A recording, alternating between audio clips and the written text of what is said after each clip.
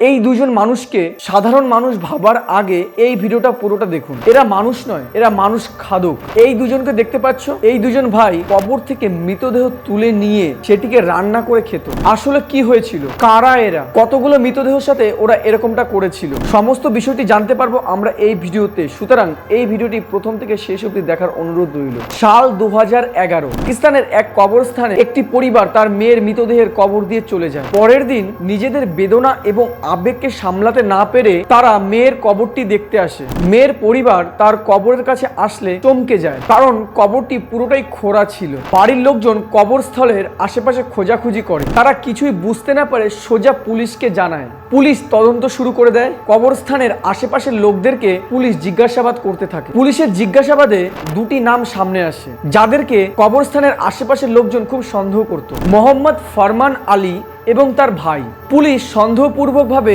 এই দুই ভাইয়ের বাড়িতে যায়। আমাদের বিনোদন যদি আপনার ভালো লেগে থাকে তাহলে চ্যানেলটিকে সাবস্ক্রাইব করে আমাদের সাথে থাকুন, যাতে আপনার আর আমার সম্পর্ক অটুট থাকে। পুলিশ যখন তাদের বাড়িতে যায়, প্রথম অবস্থাতে বাড়িটি খুব সাধারণ বাড়ির মতোই মনে হচ্ছিল। বড় ভাই রান্না করছিল এবং পুলিশকে দেখে একটু ঘাবড়ে গেছিল। তাদের এই ঘাবড়ানো দেখে পুলিশের একটু সন্দেহ বেড়ে যায়। পুলিশ তাদের রান্নাঘরে গিয়ে রান্নার হাঁড়ি চেক করে এবং তার মধ্যে এমন কিছু ছিল যা দেখে পুলিশ চমকে যায়। সেখানে না ছিল মুরগির মাংস, না ছিল খাসির মাংস, বা না ছিল অন্য কোনো পশুর মাংস। এখানে রান্না হচ্ছিল মানুষের মাংস।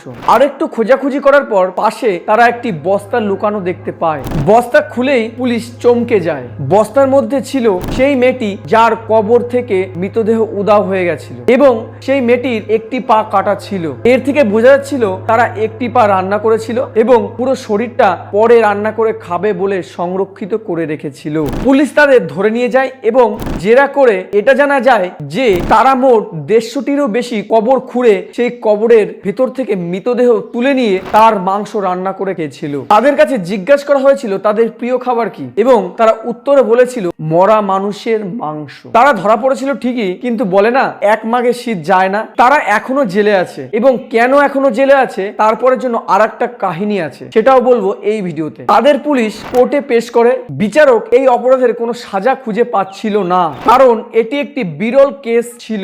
বিচারক অনেক কনফিউশনের পর তাদের মানসিক রোগী বলে 2 বছরের জন্য জেল হেফাজতে বসে চিকিৎসা করার দায়িত্ব নেয়। তাদের যা রোগ ছিল বা যা মানসিক পরিস্থিতি ছিল তাকে বলা হয় কর্নিভালিসেন। 2 বছর পর তাদের ছেড়ে দেওয়া হয় এবং কিছুদিনের জন্য পুলিশ তাদেরকে নজরবন্দি করে রাখে। কয়েক মাস পর পুলিশ সেটাও করা বন্ধ করে দেয়। তারপরে 1 বছর খুবই ভালো কাটছিল।